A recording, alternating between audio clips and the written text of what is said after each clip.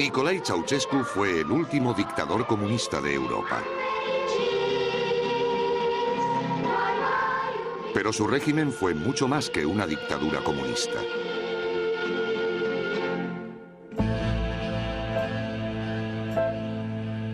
En el centro de la capital rumana se alza el palacio más grande del mundo.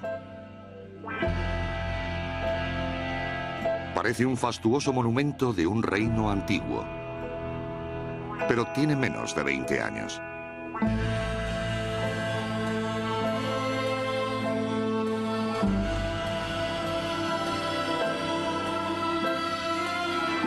Rumanía es uno de los países más pobres de Europa. Pero hasta finales de los años 80, sus polvorientos bulevares fueron el telón de fondo de uno de los regímenes más exóticos que haya visto Europa.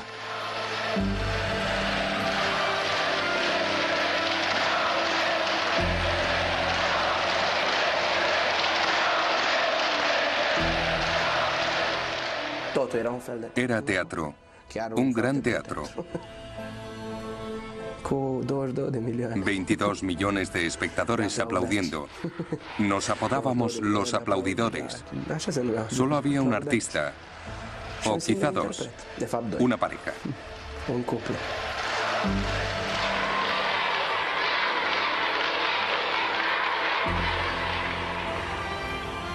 Me parecía un buen hombre. Le gustaban nuestros espectáculos. Cuando venía nos agradecía nuestro esfuerzo. Siempre había un buen ambiente.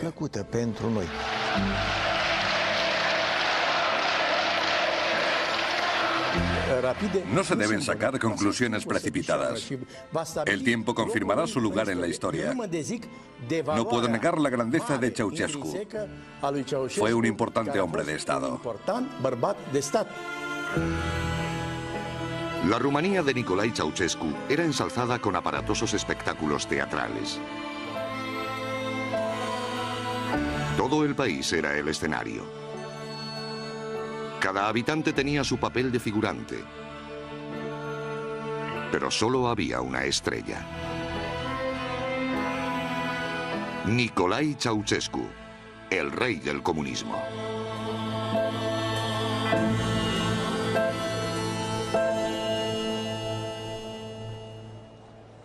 El 21 de agosto de 1968, un joven e inexperto líder comunista organizaba una manifestación que transformaría su poder político. Nicolae Ceausescu, hijo de un campesino rumano, llevaba 3 años en el poder. Hasta ese momento había sido visto como una marioneta de los jerarcas del partido. Pero todo iba a cambiar cuando se opuso a la invasión rusa de Checoslovaquia. Yo quería mucho a mi madre. La adoraba. Dios la tenga en su gloria. Esa mañana, ella volvía del mercado con una bolsa de cerezas. Y cuando cruzó la puerta gritó: Cornelius, hijo, los rusos han entrado en Checoslovaquia. Decidimos que Ceausescu declarara públicamente que abriríamos fuego si ocupaban un solo kilómetro de territorio rumano. Pătrunderea trupelor celor 5 țări socialiste în Ceoslovacia constituie o mare greșeală, o primejdie gravă pentru pacea în Europa, pentru soarta socialismului în lume. Ceausescu escenificó su oposición. El público respondió de forma entusiasta. Me vestí y corrí hacia la plaza del edificio del Comité Central. Lamentablemente, cuando llegué, la concentración acababa de terminar, pero pude palpar el ambiente. En ese momento me sentí orgulloso de ser rumano.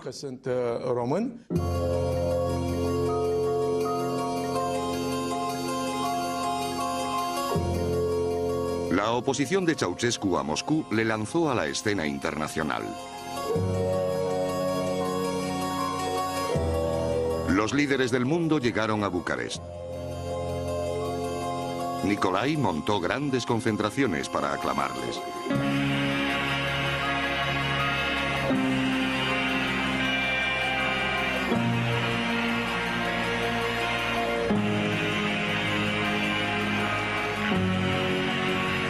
Fue un espectáculo increíble, pero en el fondo era algo más que un espectáculo. Por primera vez un líder rumano se había convertido en estadista internacional. Gracias a su posición entre Oriente y Occidente, Ceausescu ayudó a preparar el terreno para el acuerdo de paz en Oriente Próximo. El mundo era su amigo y dentro del país inspiró un nuevo sentimiento de orgullo nacional. Ceausescu dio a los rumanos el sentimiento de que ya no eran una colonia soviética, que ya no eran esclavos de Moscú, que no eran un cero a la izquierda. Nos hizo creer que volvíamos a ser importantes en el mundo. Ceausescu describió su oposición a Moscú como un nuevo capítulo en la ancestral lucha de Rumanía por su independencia. Antes de él, las manifestaciones nacionalistas estaban prohibidas. Ahora las organizaba el propio partido. Țineți minte cuvintele lui Ștefan, care v-a fost baci până la adânci bătrânețe. Ceausescu participaba en las solemnidades rodeado de jinetes con atuendo medieval. Creía seguir los pasos de los reyes medievales que liberaron a Rumanía de ejércitos extranjeros. Ceausescu representó a esta nación con dignidad y honor. No iba a permitir que hordas de turcos, rusos, alemanes y austríacos pisotearan el país, como ya había ocurrido en el pasado. Recibió apoyo de muchos no comunistas. Los intelectuales nacionalistas respaldaron de forma entusiasta al nuevo líder. Lo llevaron al papel y así nació el culto a la personalidad de Nicolae Ceausescu. Your very existence is a miracle for man. Romanians, hungry and naked, have waited. When we say Ceausescu, we say Romania. When you speak, rocks turn to mountains. The name of this leader is universal. Traveling further than any of the other princes, circling the planet as a messenger of our values and the global aspirations for a better and just world. His name is Nicolae Ceausescu.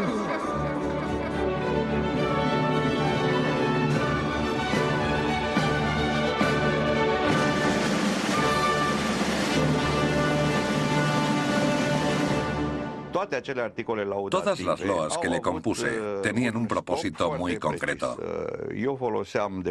Usé Ceausescu como una especie de sello, un vehículo para mi propio mensaje que era el nacionalismo.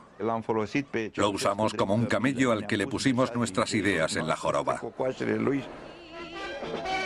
Ceausescu no solo miraba al pasado de Rumanía, modernizó e industrializó el país. Invirtió en nuevas grandes fábricas y los grupos aficionados de trabajadores lo celebraron.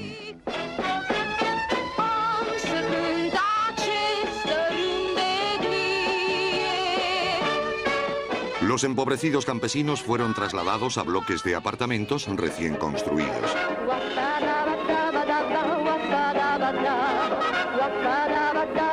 Uno de los países menos desarrollados de Europa avanzaba rápidamente para dejar de serlo. Teníamos todo lo que necesitábamos, materias primas y herramientas. Las herramientas eran mejores en aquellos días. Nos cuidaban mucho. Si tenías que ir al hospital, no era como ahora, que tienes que sobornar a todo el mundo. Todo estaba mejor organizado.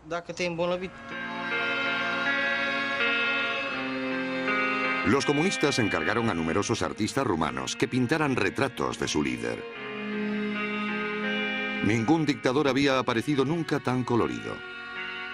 No había que ser partidario de Ceausescu para tomar el pincel. El partido ofrecía incentivos especiales. En mis pinturas, yo les transformaba en personajes. Me pagaron el metálico y me pagaron muy bien. Me arrepiento de no haberlo hecho más a menudo.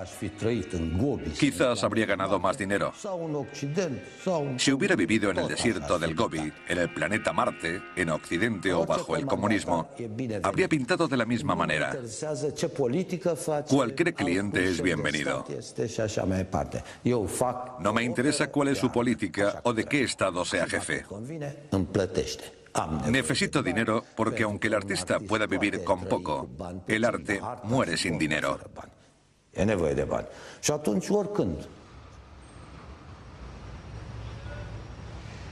Las ambiciones artísticas de Ceausescu iban más allá de los cuadros, las canciones y los poemas. Quería comunicar a una escala diferente. En estadios.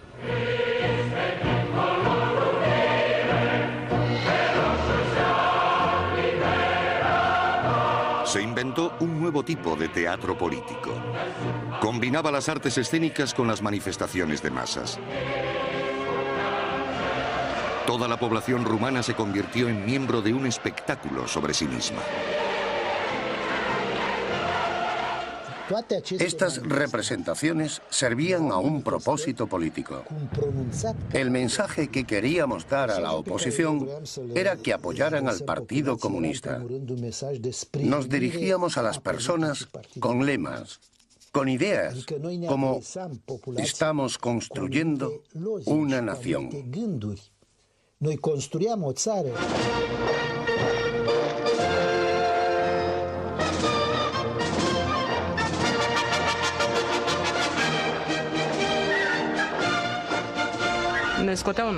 Nos sacaban de la fábrica 2 meses antes del espectáculo y ensayábamos en el estadio 8 horas al día con 2 descansos.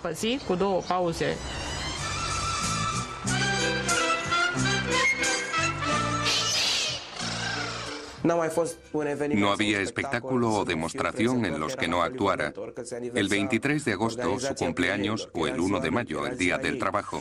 El 1 de junio, el Día del Niño, y el 2 de mayo, el Día de la Juventud.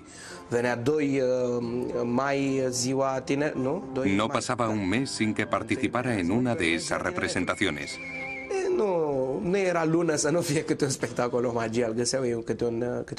Y así fue toda mi infancia.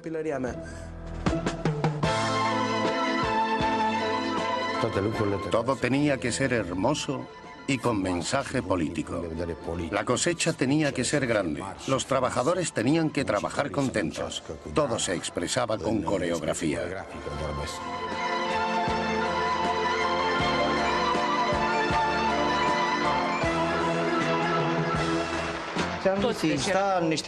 A veces llevábamos monos y cascos para representar a la clase obrera, a mineros del carbón o a trabajadores de las fábricas. Otros vestían uniformes militares.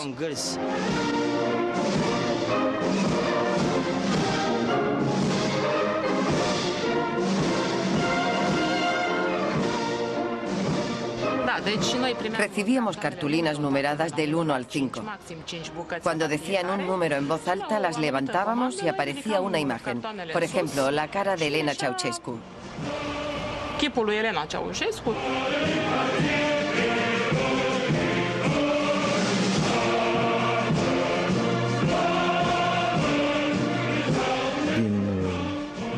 Alrededor del campo había unas marcas de colores. A cada niño se le asignaba un color. Los niños entraban corriendo en el estadio con un redoble de tambor.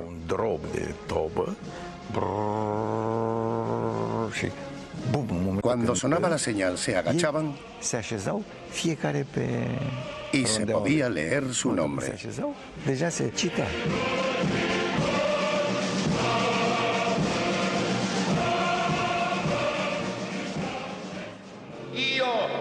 Mihai Voievod, domn al țării românești, al Ardealului. Las escenas históricas narraban una historia de lucha.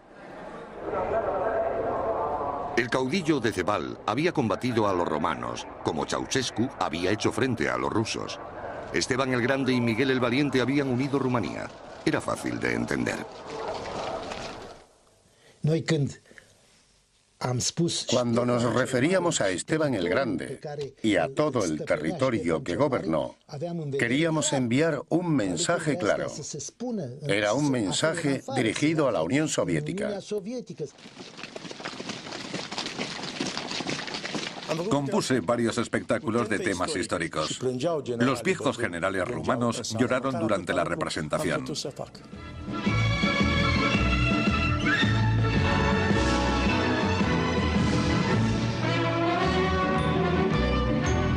También hubo respuestas menos emotivas. No podíamos esperar. Queríamos ver cómo había quedado todo. Cuando lo veías desde arriba resultaba muy bonito.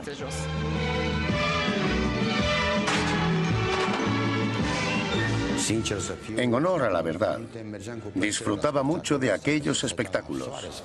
Tomábamos el sol y comíamos juntos. Era muy bonito.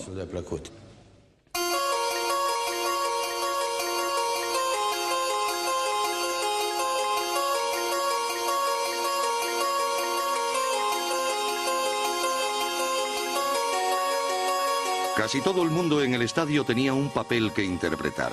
Ceausescu y el Comité Central eran meros espectadores. Pero al final del espectáculo, algo extraño ocurría. Todos los artistas y el público se daban la vuelta y aplaudían a Nicolae Ceausescu y su esposa. Los actores se habían convertido en público y el público en actores. En ese momento, el partido y el pueblo eran uno. Pensábamos y respirábamos juntos. El liderazgo de Ceausescu reflejaba el talante del pueblo y disfrutábamos de un apoyo completo.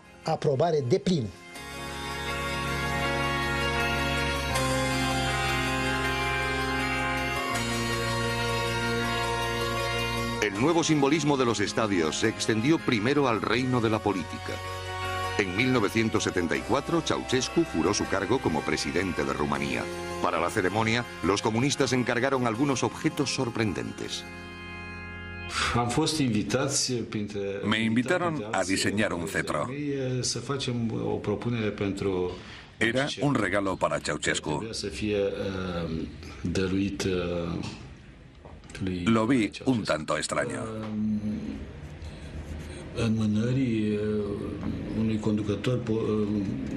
Sobre todo por regalarle un cetro a un líder comunista. Al final acepté. Echaba de menos los días en que Rumanía era un reino.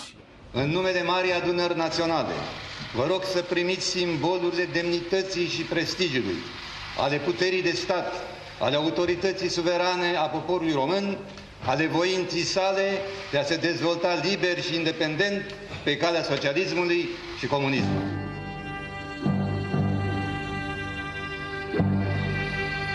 El líder comunista recibía el símbolo de la opresión feudal. El problema era que no se le podía entregar directamente en mano, ni siquiera envuelto en papel. Decidimos hacer un estuche de presentación. Lo forramos de terciopelo y moldeamos el interior para que el cetro encajara exactamente.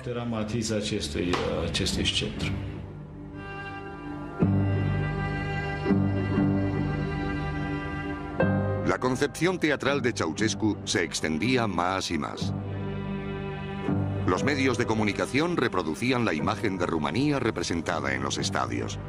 Los periodistas solo tenían que seguir una sencilla regla. Los titulares eran de este tipo: logros majestuosos, la era de Nicolae Ceausescu, la era de los logros más importantes de la historia de Rumanía.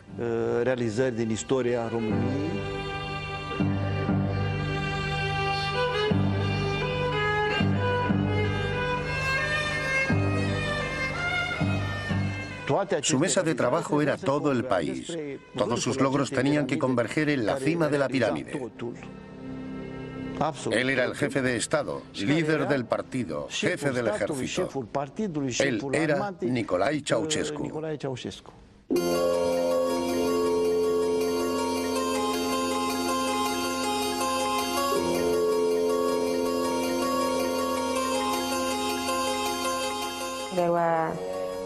Había 12 o 14 correctores. Teníamos que trabajar en turnos.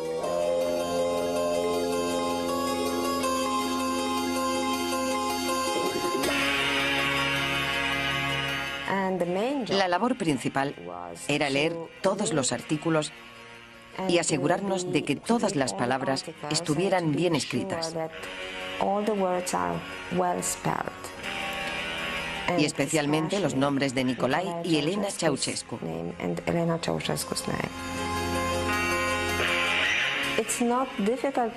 No es difícil de hacer, pero sí lo es leer la misma palabra 40 veces en una página.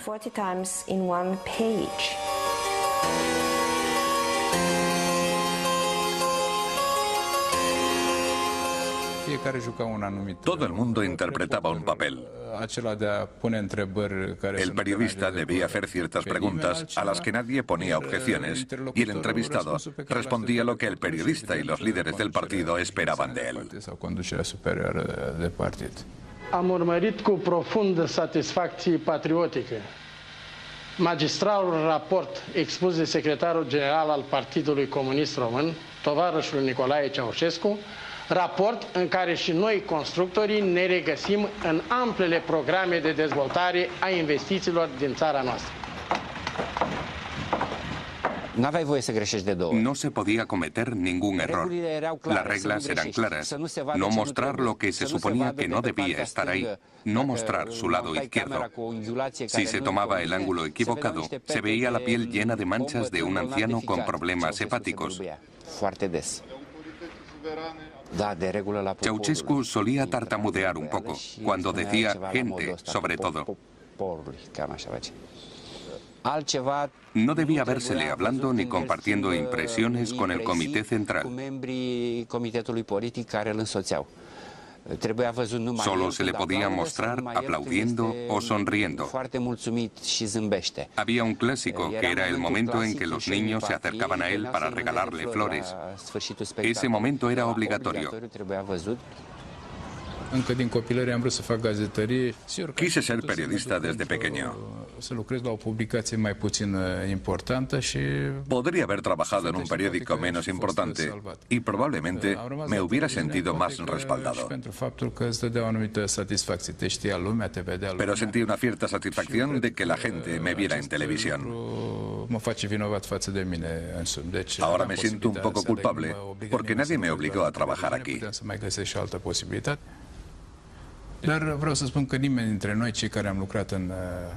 Todos los que trabajamos en el aparato de propaganda fuimos un poco cómplices.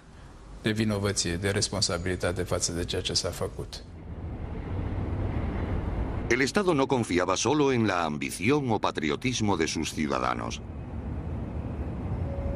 Los que no podían encontrar razones para hacer lo que se les pedía, recibían la ayuda de la policía secreta.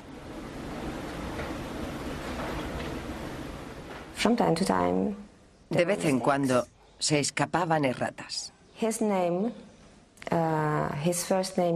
En lugar de su nombre, Nicolae, se colaba Nicolae. Y en rumano eso es algo pornográfico.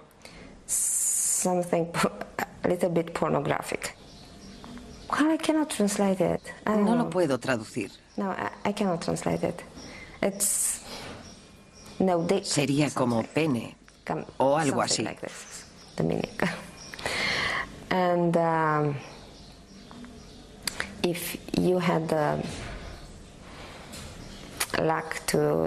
Si tenías la mala suerte de cometer tal error, podías estar seguro de que la policía te interrogaría. A ti y a todos los demás para comprobar si lo habías hecho a propósito.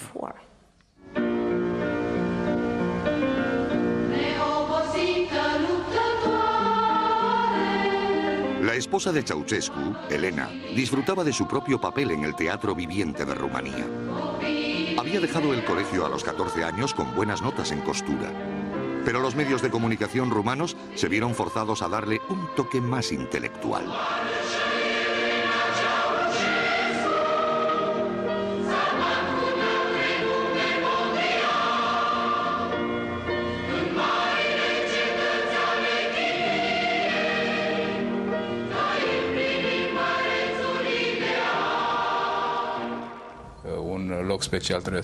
La camarada Elena Ceausescu debía tener un papel especial, principalmente en ciudades donde había investigación científica o académica. Su nombre debía ir asociado a la ciencia, la educación y la cultura. No se podía decir simplemente la camarada Elena Ceausescu. Había que utilizar la famosa expresión científica de fama mundial.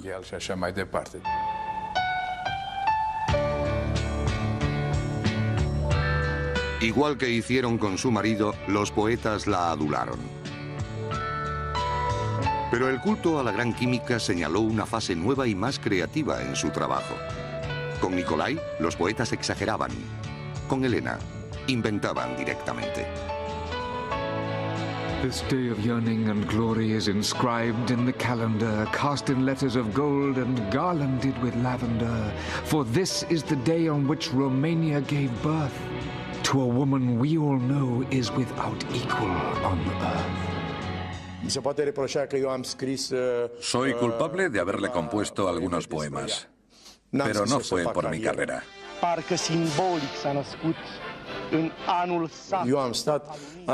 Yo vivía en el octavo piso de un bloque de la periferia de Bucarest.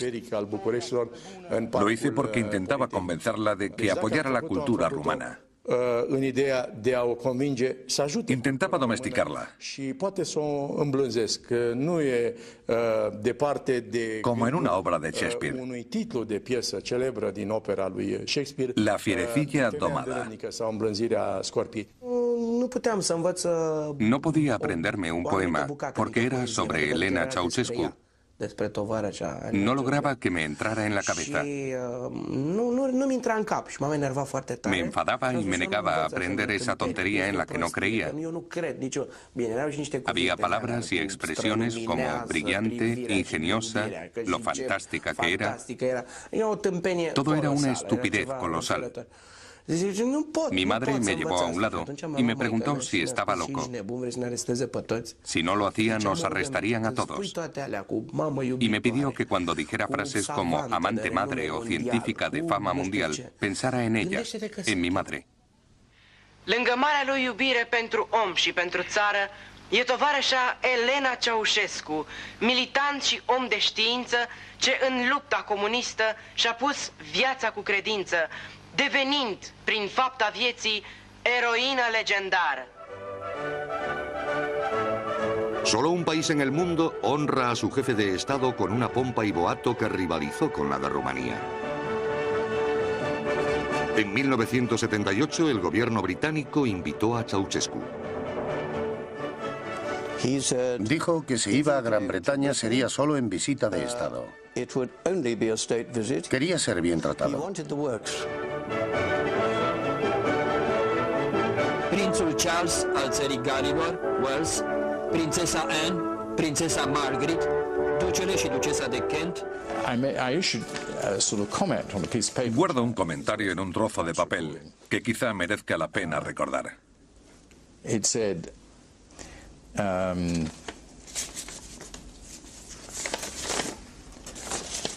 Mi secretario privado dijo, el doctor Owen ha comentado sobre esta visita. ¿Quién aprobó esto? Si he sido yo, me arrepiento de ello.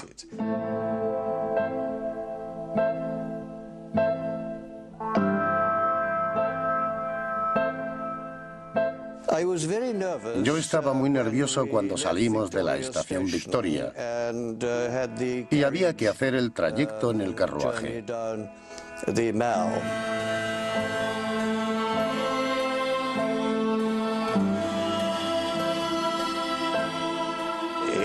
De haberse producido abucheos, hubiera causado una muy mala impresión. Ceausescu había sido invitado a Gran Bretaña con la esperanza de que comprara aviones. El anunciado éxito económico de Rumanía iba a ser puesto a prueba en el mundo real.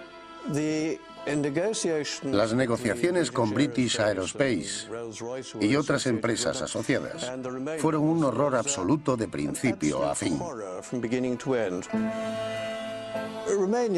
Rumanía es un país muy pobre y trataban de alcanzar un gran acuerdo, pero estaban obligados a disponer de dinero para pagar.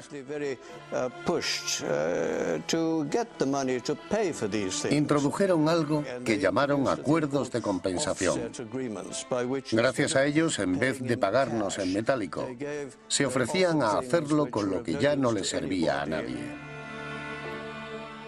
Podían ser naranjas, nabos, tuberías de plomo o cualquier otra cosa.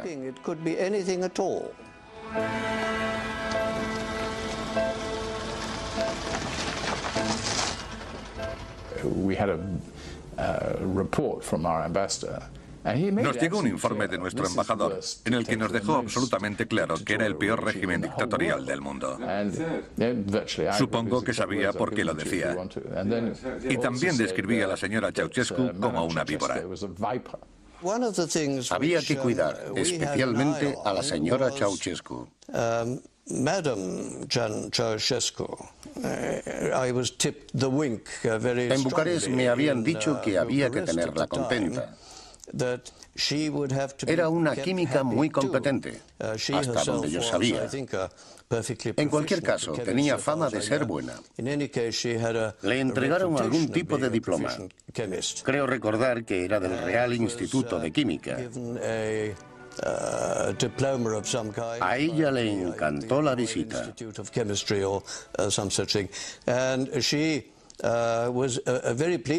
Él estaba encantado de que ella fuera feliz. Y nosotros estábamos felices de que ella estuviera encantada.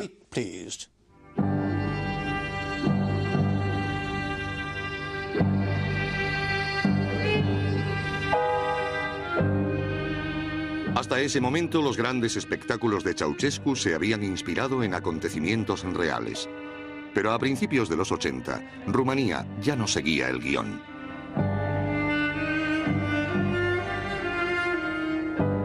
Las nuevas fábricas se habían quedado obsoletas. La crisis del petróleo encarecía la energía. Había escasez de alimentos y cortes de electricidad. Pero también había una solución: reescribir la realidad.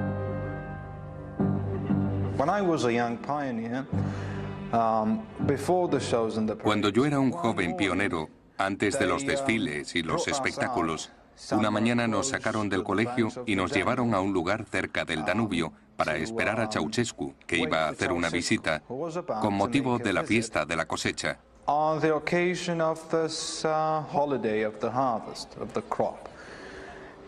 Nos tuvieron esperando hasta las 6 de la tarde, hasta que al final hizo aparición en su helicóptero.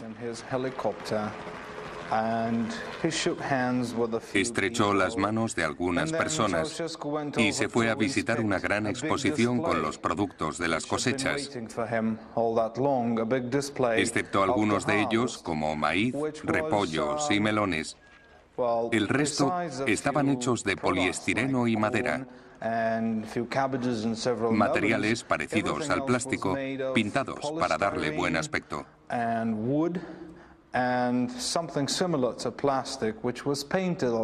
Había queso de poliestireno, salami de madera y otras cosas hábilmente pintadas. La gente llevaba 3 días seguidos ensayando esta visita. La mayoría de los productos de verdad se habían podrido por el calor. Y por otra parte, en aquel momento no se podía ver ninguno de estos productos en las tiendas. Nos hubiera gustado ver qué habría pasado si hubiera querido probarlos o los hubiera tocado con sus manos.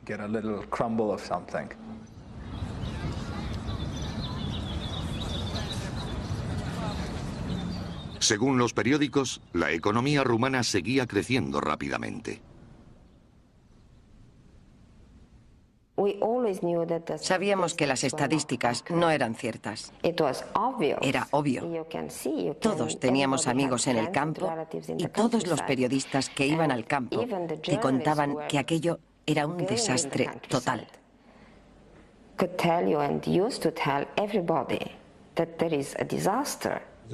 ¿Se podía confiar en las estadísticas que daba Ceausescu en los años 80?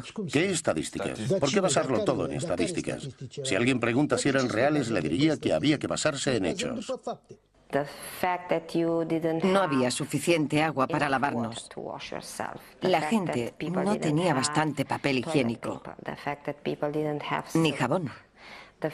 Y solo se podía comprar una cierta cantidad de pan. Quería demostrar que nuestra producción agrícola era mayor y mejor que la de los soviéticos. Por eso, en ciertos casos muy concretos, algunos de esos informes no se correspondían con la realidad.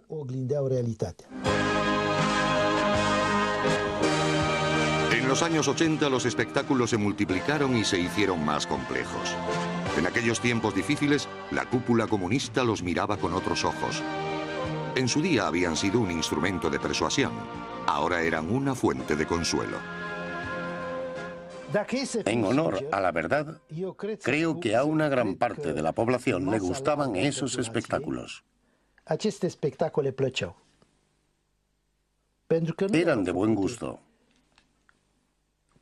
En ellos trabajaban los mejores directores, lo mejor del teatro y los mejores poetas.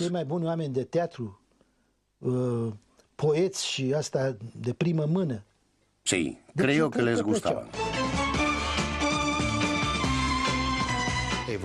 ¿Evolución? ¿Una obra de arte? Ni hablar. Nadie pensaba que eso fueran obras de arte. Eran kitsch. A todos nos obligaban a participar, aún sin querer. Hacíamos cosas sencillas, pero que parecían complejas cuando se multiplicaban por 300 o 400.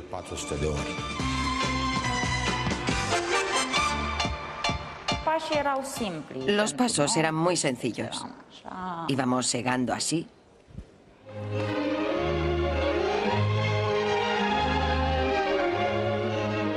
O hacíamos el movimiento de pico y pala.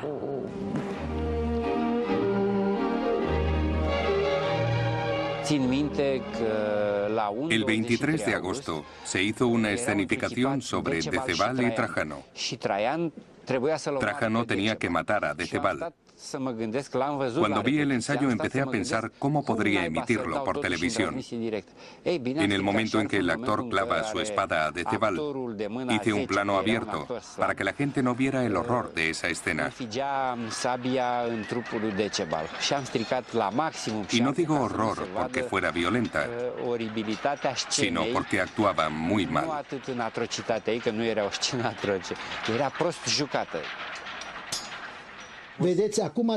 Hoy, la gente dice que los últimos 45 años de historia rumana con los comunistas fueron un desastre. Pero es estúpido pensar que los rumanos iban a seguir aplaudiendo a unos líderes que supuestamente llevaban gobernándoles mal 45 años. Hablamos de cientos de miles, de millones de personas. Claro que había que cantar, no había elección.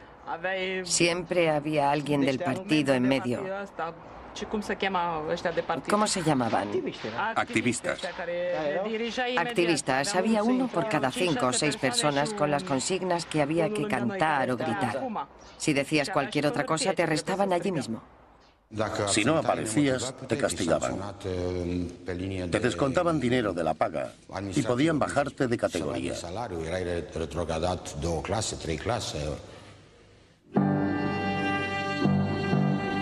Rumanía vivía una catástrofe económica.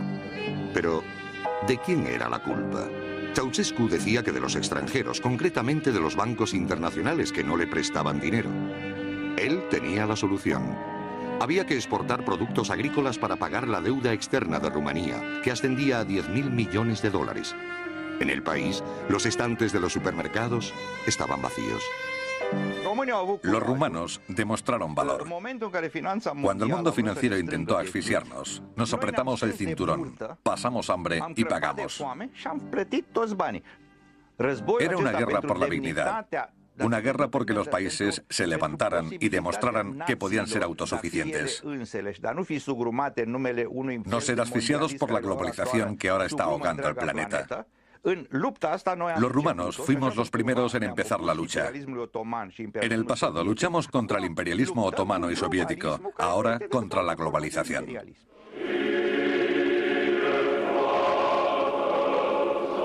Un día de mayo de 1983 se estrenaba un nuevo musical en Bucarest. Por primera y única vez un actor encarnaba a Ceausescu.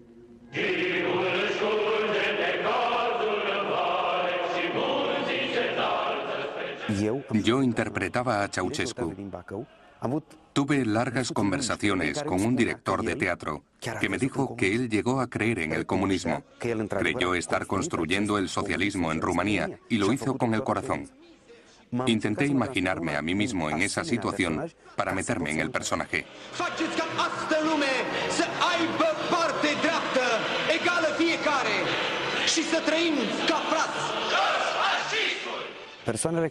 Había agentes de la seguridad del Estado. Todos necesitaban un pase para entrar y te cacheaban en la entrada. Empezaron a confundirme con el personaje que estaba interpretando. Eso me estresaba y comencé a volverme paranoico. Cuando llegaba, los agentes de la seguridad me hacían el saludo militar. Había un grupo de bailarinas a las que conocía de un trabajo anterior. Una de ellas era buena amiga mía. Un día salimos a fumar un cigarrillo durante un descanso y se sentó en mis rodillas. Fumamos y volvimos a entrar. Entonces vino un coronel y me dijo que tuviera un poco más de cuidado. Porque yo no era como los demás. Y era una vergüenza que al camarada Ceausescu se le viera con una bailarina en el regazo, porque se podía malinterpretar la situación.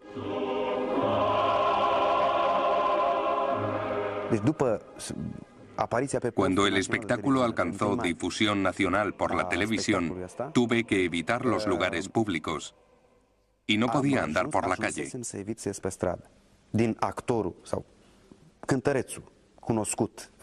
Había pasado de un actor y cantante desconocido para la mayoría del público a ser el gran Ceausescu. Algunas personas me miraban con repulsión por la calle. Me decían, te hemos visto interpretar a Ceausescu.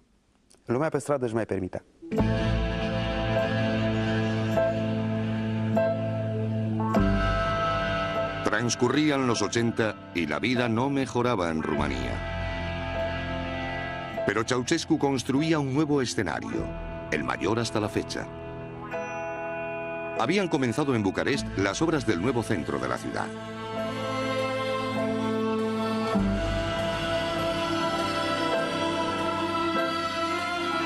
Fueron destruidos muchos edificios históricos. Otros se trasladaron de lugar. A menudo creíamos que demolerían o trasladarían la iglesia. Porque cuando Elena o Nicolae Ceausescu planeaban pasar por aquí, enviaban un agente de la seguridad del Estado. Venía y nos ordenaba que no rezáramos dentro o fuera de la iglesia y que no tocáramos las campanas. Ordenaba cualquier cosa.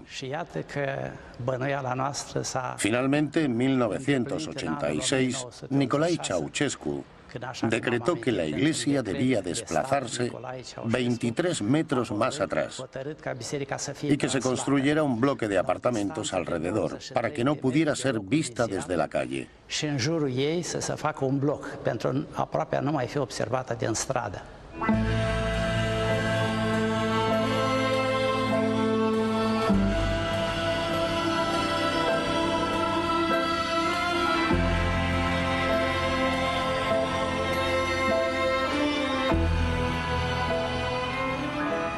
Era una imagen apocalíptica. Había excavadoras en las verjas de la iglesia. Había hordas de obreros y montones de escombros.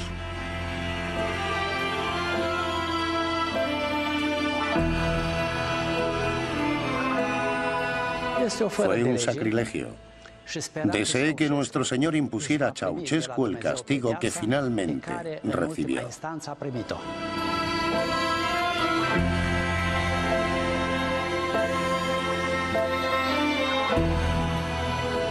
Ceausescu seguía su guión. Un rey antiguo guiaba a su pueblo hacia una era moderna.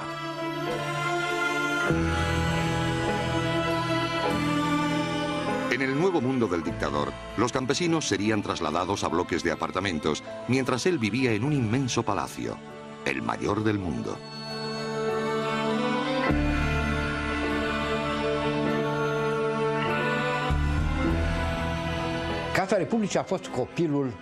El palacio era obra de Ceausescu. Llegaba a visitarlo hasta 3 veces al día, incluso los domingos. Se consideraba constructor y diseñador de esta edificación faraónica. El palacio de Ceausescu estaba cerca de nuestra casa. Vivíamos en casas antiguas y eso le sorprendió mucho. Dijo que parecíamos un poblado de gitanos. Entonces nos dijeron que las iban a demoler. No quedó un centímetro del palacio sin adornos. Se decoró tanto como fue posible. Los costes no importaban. No hay un solo objeto importado en el edificio. Todo se hizo en el país. Si necesitábamos un solo objeto del extranjero, construíamos una fábrica para hacerlo, porque no nos estaba permitido importar nada.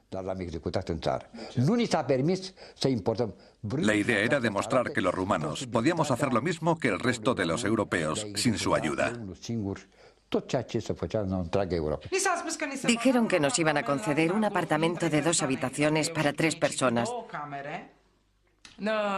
y que podríamos ser vecinos de la ciudad. Cualquiera podría haber entendido los planos arquitectónicos, pero ellos no. Lo que se construía un día, lo demolíamos al siguiente y lo cambiábamos y reconstruíamos después. Eso fue así siempre. Hubo algunas escaleras que se cambiaron, se demolieron 2 veces y finalmente se volvieron a construir. Ninguno de los apartamentos tenía la fontanería de los baños. Detrás de cada bloque había una letrina exterior, una para cada planta. Era como estar en el campo. Los ancianos no podían andar tanto, así que se veían obligados a hacer sus necesidades en un cubo que teníamos que sacar por las mañanas. Hicimos la tercera alfombra más grande del mundo. Puesta en el suelo, era tan pesada que no se podía enrollar.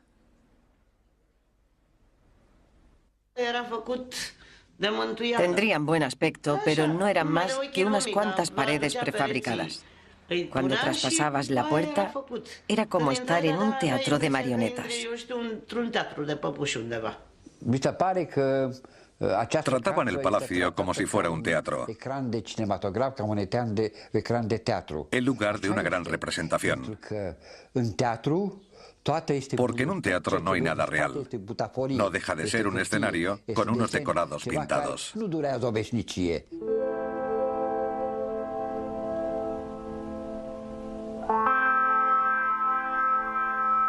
Los rumanos llevaban mucho tiempo viviendo sin agua corriente, calefacción o electricidad. Hacían colas para todo.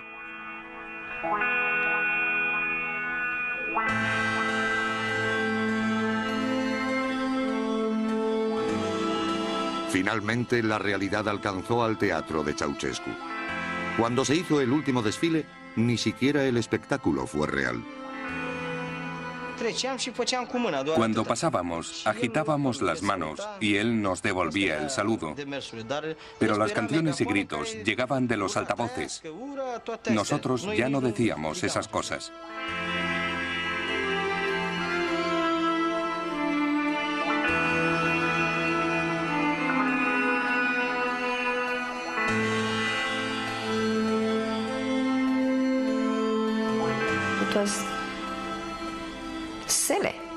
Fue absurdo. Una tontería. Todo estaba en una cinta. Nadie aplaudía ni gritaba nada. Todo era grabado. Estábamos llenos de ira. Hacíamos cola toda la noche para comprar carne. Y al día siguiente teníamos que ir a adorar a nuestros líderes.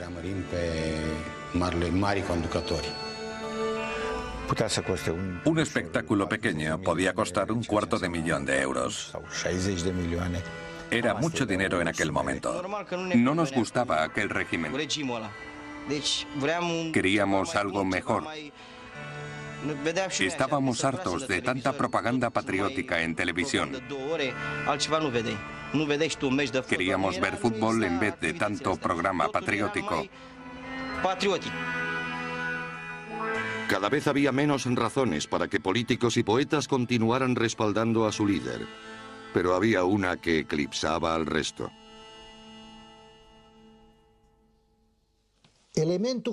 Lo que me convenció para quedarme en el gabinete de Ceausescu en aquel momento fue que tuvo el valor de representar a Rumanía con dignidad y que se opuso a la hegemonía soviética hasta el último momento. No creo que Ceausescu mantuviera a los rusos a raya.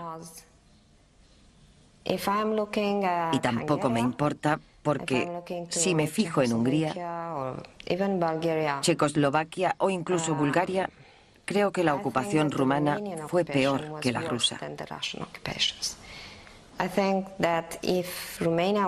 Si el país hubiera estado ocupado esos 50 años por los rusos,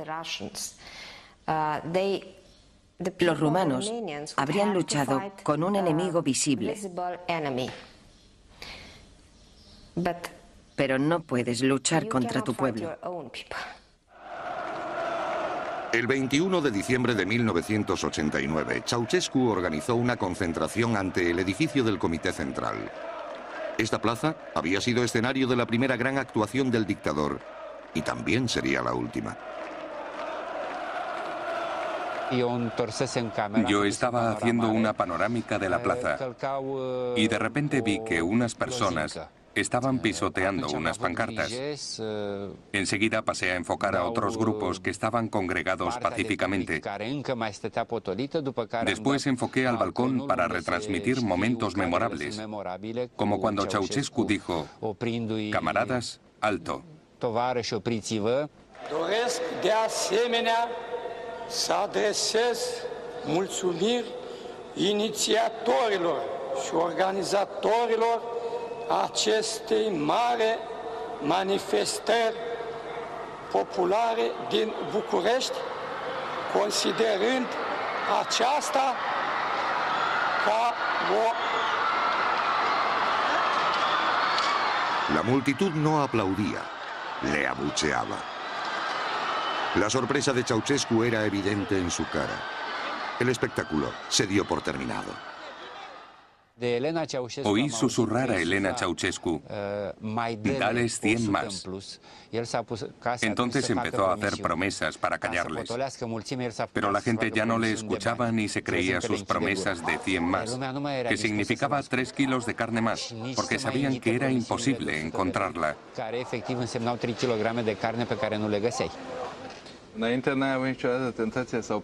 ¿Se sintió tentado de mostrar las imágenes de la gente pisoteando las pancartas?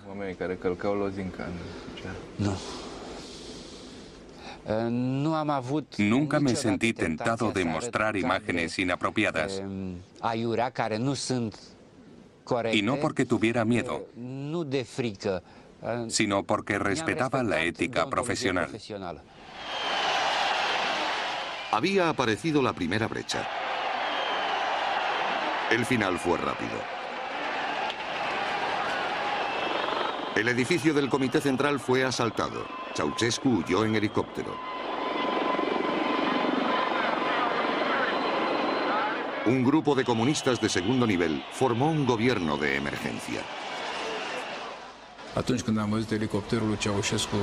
Cuando vi despegar el helicóptero de Ceausescu del edificio del Comité Central, me fui a casa pensando que por fin nos habíamos liberado del dictador y que yo podría empezar un nuevo trabajo. Pero cuando puse la televisión y vi a aquellos oportunistas de Segunda en el estudio, pensé que parecía el segundo acto de la misma obra de teatro.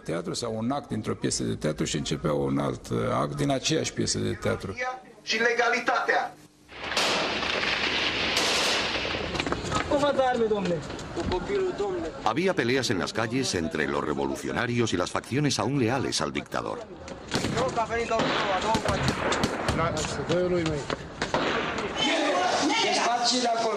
El helicóptero de Ceausescu no llegó muy lejos. Él y su mujer fueron capturados y juzgados por un tribunal nombrado por el nuevo gobierno. Fue un juicio sin ningún valor legal. Duró 2 horas.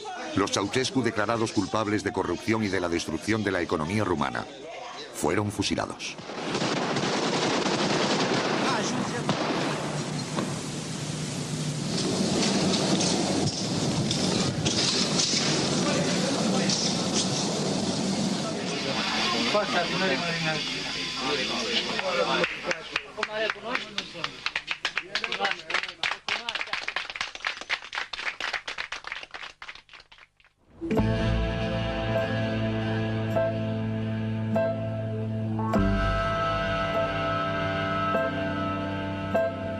Diez años después de la revolución, Rumanía vive en democracia. Pero las decisiones que toman los rumanos son similares a las que tomaron por ellos. El partido mayoritario del Parlamento es el comunista. El segundo es nacionalista y está encabezado por un conocido poeta. Ceausescu fue un gran hombre de Estado. ¿Qué hacemos con él? ¿Quieren que le olvidemos? ¿Que le desmitifiquemos? ¿Que le fusilemos una segunda vez? Fue una gran figura de la historia de este país. Si no, pregúntenle a la distinguida reina de Inglaterra. ¿Por qué le llevó en su carruaje? Si no le hubiera concedido los mayores honores del Imperio Británico, los pobres rumanos nunca nos habríamos dado cuenta de lo importante que era Ceausescu.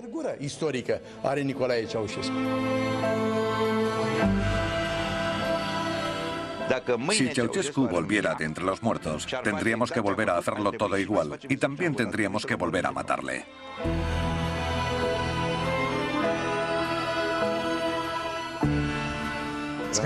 El espectáculo estaba preparado.